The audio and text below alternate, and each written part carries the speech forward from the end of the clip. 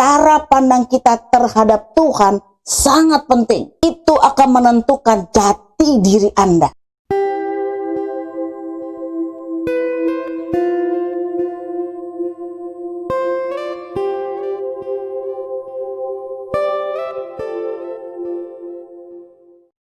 Selamat pagi, sahabat yang baik. Kita ketemu lagi dalam program Morning Devotion. Apa kabar?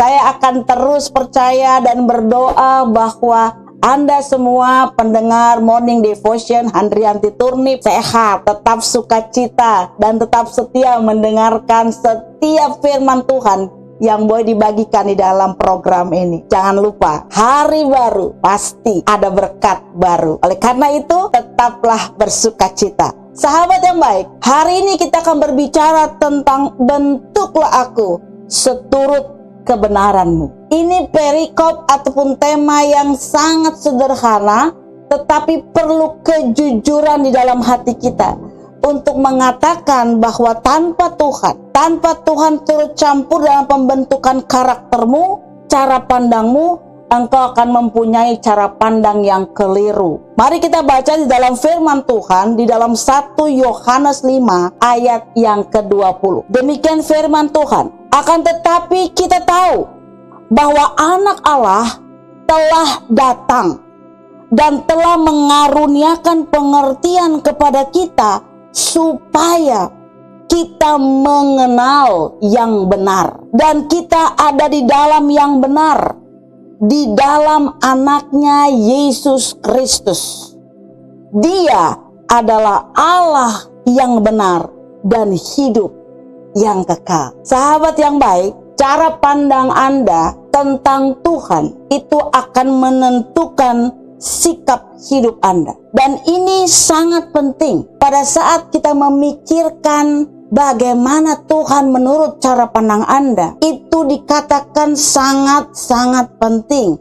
Kenapa? Karena itu akan membentuk jati diri Anda. Sebagai contoh, kalau kita memandang Tuhan sebagai pribadi yang diktator, maka akhirnya Anda akan menjadi pribadi yang rendah diri. Itu adalah sesuatu yang sangat sepadan. Pada saat kita memandang Tuhan sebagai pribadi yang keras, yang diktator, maka kita begitu rendah diri untuk datang kepada Dia. Begitu juga pada saat kita memandang Tuhan seperti orang tua yang memanjakan kita, maka kita akan menjadi pribadi yang sangat manja, lemah, dan tidak bisa melakukan apapun. Dan apabila kita memandang Yesus, Tuhan, sebagai pribadi yang tegas berbicara, maka kita akan menjadi pribadi yang mau mendengarkan. Tapi jika kita berpikir bahwa Dia adalah pribadi yang hening,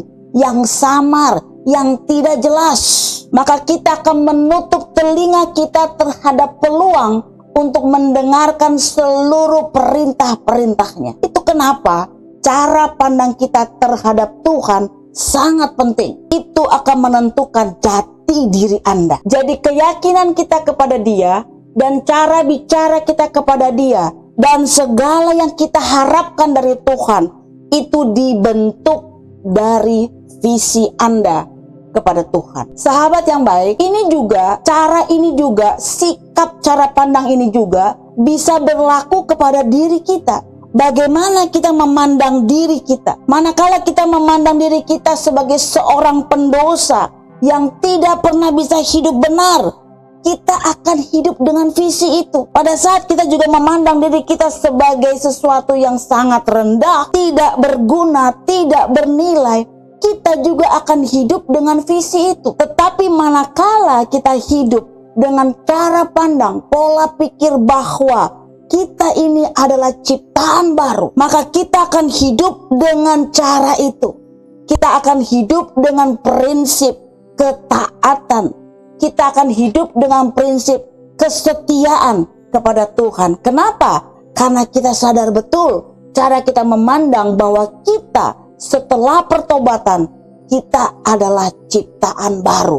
Kita akan hidup dengan visi itu. Sahabat yang baik, oleh karena itu, cara pandang kita terhadap Allah, cara pandang kita kepada diri kita, cara pandang kita kepada kehidupan yang akan datang, cara pandang kita juga terhadap sikap hidup kita saat ini sangat ditentukan dengan bagaimana Anda memandang itu sebagai satu visi yang jelas yang Anda dapatkan pada saat Anda mengenal Kristus. Sahabat-sahabat yang baik, mari kita renungi firman Tuhan ini. Dikatakan begini, akan tetapi kita tahu, saudara dan saya tahu bahwa anak Allah telah datang. Anak Allah telah datang dan telah mengaruniakan pengertian yang jelas, yang benar tentang visi itu. Pada saat saya merenungi firman Tuhan ini, ada dua hal yang saya dapat. Yang pertama adalah pada saat Allah datang dan mengaruniakan pengertian, Dia katakan tujuannya adalah yang pertama, supaya kita mengenal yang benar. Kita harus mengenal apa yang benar. Dan yang kedua tujuannya adalah kita harus ada di dalam yang benar itu. Jadi pada saat kita mengenal yang benar, langkah selanjutnya adalah kita harus hidup di dalam yang benar itu.